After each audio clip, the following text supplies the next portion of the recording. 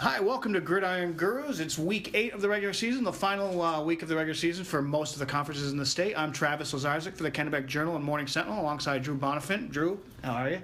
Hey, it's great. It's a big week coming up, so looking forward to talking about it. Definitely. We're joined this week by two rivals. We got a friend of the show, BL Lippert, Cony head coach, and from Gardiner High School, Joe White. Guys, thanks for being here. Thank you. Thanks for having us. I think we might just get it over with right now and have you guys do like a scissors, rock, paper or a thumb war, arm wrestle or something to get the playoff spot. Yeah, I'm not very good at that. I'd rather play Friday night, and Joe probably feels the same way. Yes, absolutely. Yeah, if there's one thing we need to do to a rivalry that's been going on for over 100 years is change up how we yeah, right. how we Still determine, playing on the gridiron. Yeah.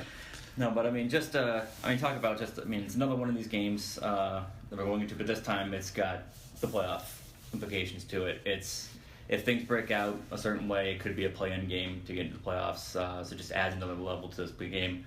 I'll start with you. Just how much of a new dimension does that give to this game and make it more exciting? Yeah, it definitely adds a new element to it. Cony Gardiner in itself is very exciting. We've played in it, coached in it, and know the excitement that surrounds the game. And then when you factor in, one's going to the playoffs and one's not, that's really adds an element of pressure for sure. But our kids all week have been ready to go and ready to get things kicked off on Friday. Joe? Yeah, it's a similar conversation that you and I had the other night, Drew. And, they're excited about playing Cony as we are every year. But the playoff piece is again another motivational piece and another reason for coming out and playing hard.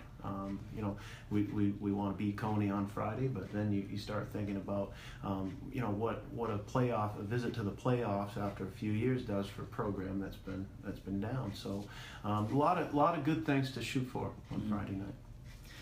Yeah, I'm just driving in to work today. I saw the sign on Dennis's Pizza in Gardiner. It says just 2 words: "Beat Cony" right there, and it just it's been kind of the community feeling for a long time. You both played in this game. What are some of your favorite moments that you can remember as a player, coach, anything? Go ahead, Joe. Well, I need some time to think. Yeah, I was thinking I think about it every year about this time. And my junior year in the fall of '93, we struggled. I was a center, and we didn't have a QB, so we were actually running wildcat stuff, and I was direct snapping to the tailback. And that was over 20 years ago. I think we'd won maybe one game, but we could well have been 0-7 going into the final game against Cony. And they had a pretty dominant backfield. I want to say one of the backs was Scott Harriman, and he was pretty fast.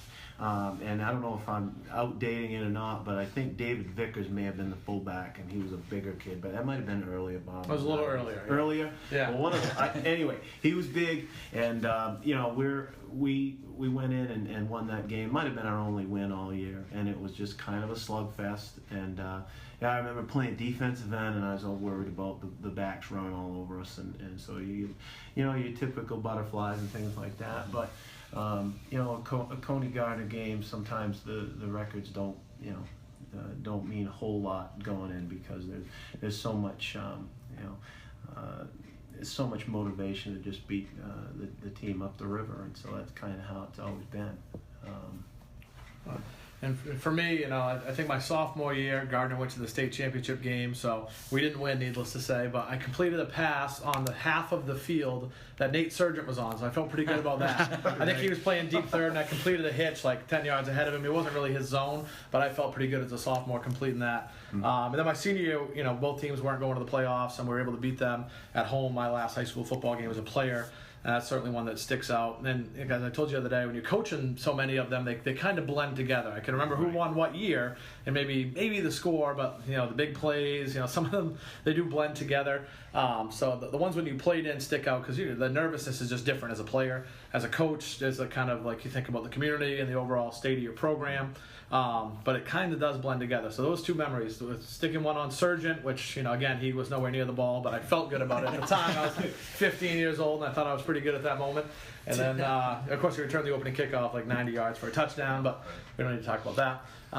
And then my senior year, we won, so that obviously those two stick out for sure. That was at the year Nate Sargent won the Fitzpatrick Trophy. Yeah, he won the Fitzy. If he hadn't had it locked up, he certainly would have got it that night. I think he picked me maybe later in the game as well. Not that puts him in exclusive company, but that he was pretty phenomenal, and he was about as good as it's been in Central Maine. Yeah, it's funny when you talk about these rivalry games, names like that tend to pop up, and it's always nice to kind of just remember those kind of things. Yeah, that's what we tell those kids. Someone's going to be, either the hero or the GOAT sort of every year, and it sticks out, and you think of Ben Lucas in the 13 game, you think of Luke Dunkley, and I can go back through the Gardiner with the Munzings. I remember watching Coach White play. I believe it do a tight end in '94, if I remember correctly. Yeah, I remember that game. Stayed on the line most of the time, but So some names pop up from year to year, and it makes it fun. We sort of rehash it with the kids a little bit. I'm not sure they really care as much as we do about the past, but they're ready to get on Instagram and Twitter or do whatever they're doing. But we still talk to them about it. Yeah. And like we were saying with the playoff implications about this game, and early in the season, it looked like your teams might have had a tough time getting to that point. You needed to win some big games, you needed some things to kind of fall your way. When you look back at that first half, how tough was it, and what are the challenges to kind of keeping players engaged and keeping them, kind of, if it doesn't look like playoffs are going to be in the cards, how hard is it to kind of keep them working hard and, giving it all in practice and just kind of like keeping that goal in front of them? Yeah, I think that we knew, that we had a 4-game stretch in the middle. It was going to be really tough. I'm not sure we knew how good Messalonsky was when we played in week 2. They turned out to be pretty darn good. So we knew that was going to be a really tough stretch, and that if we could come out of the first 5, at least 1-4, we'd have a shot at the playoffs. 0-5 was going to make it near impossible. Obviously, you want to be 2-3, 3-2, but we said 1-4 is kind of the minimum threshold. That's what we got out of there as. It did keep us in the playoff hunt. And as we know now, it's going to be essentially a playoff game starting Friday night, and so our kids kind of knew that going in. We weren't saying, hey, we're going to shoot to be 1-4, but we said, hey, if we can, somehow come out of here. It's a tough stretch with Brewer and Brunswick and Lawrence. There's some good teams that we played in that stretch. So it is hard though, because you lose 4 in a row. I don't care how many motivational speeches you give, and hey, it's okay, guys, keep your head up. They see 1-4 on the on the Crabtree points, and that can certainly weigh on your mind, I think. And Joe, you talked about, this is the same question, but you talked about how the team was kind of like a work in progress as it was getting to those points, so you knew that things were getting better as it was going. Constantly, and it has been for the last few years. And so we've got seniors, that were on the 0-8 team 3 years back, and there was one senior on that squad. And so those kids have had to endure a lot of adversity and overcome a lot of wicked defeats. And I think if I could kind of piggyback on what Bob was saying about having some heavy hitters in the middle of his schedule, we started out with them with Messalonsky and Skowhegan and Brewer, and no one wants to say they're going to give up the first 3 games and we'll worry about getting our first win against an 0-3 team, but at the same time, you just play those guys as tough as you can. I thought our kids played against Brewer really well, hit hard, and were flying around all night, couldn't get much going on offense. But again, that does kind of trail the psyche in some of these kids who have known nothing but the path of losing week after week, and you start out 0-3 and you're like, my goodness, if we're 0-4, 0-5, it's another year gone, and we haven't had much success. So they played well against Nokomis, and our schedule started to get a little lighter, and we played Mount Blue, I thought real tough, lost that in the final seconds, and that was gut-wrenching to some of those kids who had just been praying for the last several years to catch a break on something like that. And so now I think the table is set up nicely where we got a couple wins, and it couldn't be a more fitting end to a regular season to be fighting playoffs for playoffs and playing against Cony. So they're definitely, their mentality has changed to a more positive one. So that's good. A couple wins does that to you. So. And Travis, usually as part of the season when you start to see things kind of resolve and the pack start to separate, it's kind of the opposite in PTCB. You just got a lot of teams that are still in this thing and fighting, and Lawrence Messalonsky is a game with a lot of implications riding on it. Yeah, we were talking earlier. I think the only team that's mathematically eliminated now going into the final week is Nokomis. And so you have a game between Lawrence and Messalonsky, 2 rivals, where they both know they're in. It's just a question of where they're going to be seated. They could end up playing each other again in the first round. It's just a matter of whoever wins this game will be the host of that 4 versus 5 seed game. Lawrence could move up if Skowhegan were to lose to Mount Blue, but it's looking like it's going to be a 4-5 matchup regardless in the following week in the quarterfinals. And you guys played both of those teams. How do you see that one kind of shaking out? Lawrence is on fire right now. They've rolled off 5 straight, and they're well coached. We know that defensively they're particularly, they're just really sound fundamentally. You can't count on them to make a mistake and allow you to get an easy, a cheap shot down the field. So, and Mesolonsky's really physical and gets off the football. I think the Pelletier kid at fullback is one of the best players in the conference. Just really tough to tackle. He's a wrestler. He's a state champion caliber wrestler, and he's really, really tough. So, that's a tough game to predict. Lawrence probably has a little more of a threat through the air. The Ballard kid can throw it around pretty well, and Coach Lindlof, the offensive coordinator, puts it up a little bit with him. But both teams, I think, will match up. They're both athletic. That's what jumped off the screen when I saw Meso on film. Was like, ooh, they got some guys that can cover our guys. No, there's no question. So, it'll be an interesting game. It'll be interesting to see how it plays out, because if you're playing, that team the next week, you want to be at home, but you also, if you have a trick player, you have a defense you're going to try to use against the wing team, maybe you don't show it in that week, kind of sort of hold on to it and know when you're going to play them the next week. So it'll be interesting to see how it shakes out. Yeah, definitely. I think the one thing that impressed me about both teams was, again, the ability to come off the ball. And you don't appreciate it till you see Mesolonsky pull a couple guards around the end, or a buck sweep, for a touchdown, and the speed and the intensity through which they carry that out. And I think Lawrence does something very similar, maybe not to the same degree, but certainly with the same fundamental approach. And the McAllister kid is electric almost. You never know when he gets the ball what he's going to do. Pelletier kid is phenomenal too. I think again it's just going to come down to probably who's got the fight for 4 quarters and probably limit the turnovers. We had Lawrence put the ball on the ground a couple times against us, and so you want to eliminate that stuff if you can. But I think both offenses are fundamentally sound, and we'll see who's going to play tough on D. So that's a tough one to call. Yeah, talking to Lawrence coach John Hersom this afternoon, he said this is probably the best run blocking team they've faced all year, and they've faced some good teams like all of you have, including Brunswick and Brewer, who can run it with the best of them. Looks like Brunswick's going to be number 1. They have a game up at Nokomis this weekend, and they'll get the bye. And it looks like Brewer will probably go in number 2, assuming they beat Hamden Academy on Friday night. And then, like we said, the rest of these spots are well up for grabs in this league. Yeah, you really saw them, going back to that Lawrence point that you're talking about, you both saw them, that was kind of they really have a lot of second half motor to them. Both the games were close at halftime, and then they just kind of stepped on the gas in the second half. Yeah. Just kind of what goes into a team becoming more of a second half team. Is that just something that's kind of drilled in from the coaches at the start of the season, and throughout? Well, I think one of the underrated things that coaches do, and I can mention this now because we were out-schemed at halftime. I think halftime adjustments are a really big thing, and John Hersom does a really good job at that. He sort of comes in with a game plan. We had a little bit different offensive scheme in the first half, and they went in, X and O'd it, and said, we're going to take away this, that, and, we just didn't have much success in the second half. We didn't throw the ball particularly well. We didn't hold up in pass protection. So I think halftime adjustments really lead to that second half surge. And, again, a turnover here. Last week we gave up a kick return to start the second half. So there's other elements that play in, but I think going in at halftime and really, some coaches just use it to kind of relax, and the other coaches use it to go in there and make some adjustments. And I think Coach Hersom and his staff does a really good job of that. And that's why I think traditionally you've seen over the years games that were close at the half. I remember an Eastern Maine Championship game we're ahead of the half and lost 20-10. I'm not sure they made too many adjustments that night, but that is something they do really, really well. So I think that's a credit to him and his staff. Same for our game. We're 13-10. We get the ball back about midway through the second quarter, and we fumble, right near our goal line, and they punch it in to make it 20-10.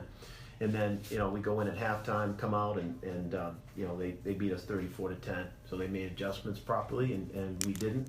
And Hersom's a great coach, and we've got one of the younger ones coaching with us on our staff, and again, the same type of mental soundness and understanding of the game, and it's fun to watch the young Hersom do it too. But yeah, those adjustments are critical, and that was the difference between them pulling away in our game and us not ever getting the ball into the end zone again.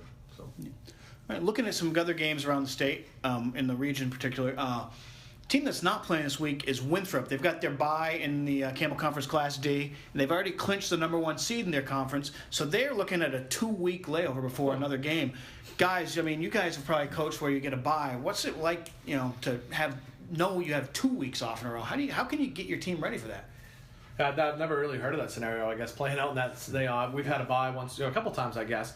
Yeah, I actually like it. I know some coaches will tell you they hate the continuity gets thrown off. But again, anytime you're at home resting, not getting guys nicked up, able to go scout that game in person, I think having a bye in the playoffs is wonderful. But it also means you have a pretty good team, so it's not bad to have the better team going into it. Although we have lost following the bye, but I don't mind 1 week. 2 weeks is sort of uncharted territory. That would be really tough. You'd almost think you'd want to have a inter-squad scrimmage on maybe that first Friday just to stay somewhat physical, but then of course somebody gets hurt doing that and you feel like it costs you too. That's a really tough scenario. I've never heard of that, and I don't know how we'd handle that. Yeah, I wouldn't handle that well, because I have to be on a schedule myself, and so that of course is what I'm trying to pass along, is to keep everybody regimented and focused, and to be sedentary maybe for a week and a half, and then try to get back into game speed and game condition. It's easy to lose your focus during that time. I have to imagine anyway. I've not experienced it myself, but that's 2 weeks is quite a lull, and for such an intense game. And if you could rest the kids up and yet still keep them around, maybe have fun, do play some games or something like that, an inter-squad thing. Just to kind of keep it going, keep yourself conditioned, but it's got to be tough. Yeah, it's probably a good problem to have in the long run.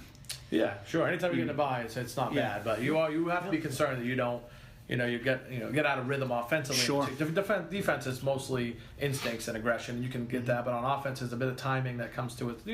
And that long of a layoff. Only going against maybe the look team for 2 weeks, that can throw you off, I would think. Well, St. Hilaire said that the Winthrop coach just like. I was asking about that, and he said, "Is it a challenge with the 2 weeks, or does it just feel like, oh great, you have more time off, more time to get healthy?" But he was like, "No, you need to kind of figure out a plan. I mean, you need to either book those scrimmages that you're talking about, or focus on more conditioning or something. It's not just another week. It's a whole different element than just. It's almost like going back to spring training. Yeah, training camp. Like a second season starts or something. In the Big Ten, Class C North, it looks like the top 3 playoff spots are set, assuming that Mount Desert Island, Madison, and Winslow each win this weekend. And then in the LTC, Class D North, there's 2 weeks left in the regular season. MCI is pretty much locked up #1 with back-to-back wins over Dexter and Orono, who are also undefeated when they played MCI. MCI wins this weekend at Ellsworth. They lock up #1. Mount View, with their loss to Dexter, they need some help now. They have to win out, including a tough game at MCI to end the regular season, and get Bucksport to lose a game. And you saw a pretty good matchup in that conference last weekend. It was Orono at MCI. Those teams just went at each other for 4 quarters. If they meet in the playoffs, and Coach Tom Bertrand from MCI thinks they will, that should be a good rematch. Yeah, I mean, I know Coach Bertrand well, coaching the Lobster Bowl with him. He's a very intense guy. So he got his 100th win. So Congratulations to him if he's listening. He's a great guy. His son's playing for him. One of his older sons graduated last year. He's on the staff. So he's built something great at MCI. I know 7 or 8 years ago they had 16, 18 kids traveling to a road varsity game. Yeah. And he's, it's to where they are now, winning back-to-back, at least Eastern Maine titles, Northern Maine titles, whatever they're called now. That program's running very well, and it's a credit to him and the effort he's put in. Okay. Coach Lippert, Coach White, thanks for joining us today. Good luck this weekend. Good luck to all the teams out there in rivalry weekend, and we will see you next time when we're talking playoffs on Gridiron Gurus.